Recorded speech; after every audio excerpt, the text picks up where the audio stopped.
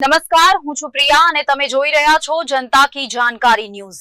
નજર કરીએ આજના સમાચાર ઉપર। વિસાવદર તાલુકાના મુણિયા ગામ ખાતે ગ્રામસભાનો બહિષ્કાર કરતા ગ્રામજનો ગાંધી જયંતિ નિમિત્તે ગ્રામ પંચાયતોમાં ગ્રામસભાનું આયોજન કરવામાં આવ્યું હતું।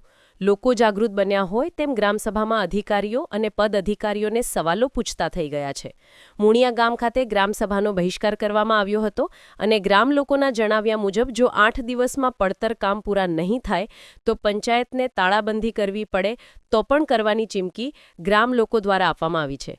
ગામડાઓમાં યોજાયેલી ગ્રામસભાઓમાં અનેક ઠેકાણે બબાલ થઈ હતી, લોકોએ સવાલ પૂછ્યા હતા અને મોણિયામાં અગાઉની જેમ આ વખતે પણ ગ્રામસભાનો અનેક મુદ્દે સવાલો કરી લોકોએ સામૂહિક રીતે બહિષ્કાર કર્યો હતો। મારું નામ અખિલ ચોકડિયા, ગામ મોણિયા।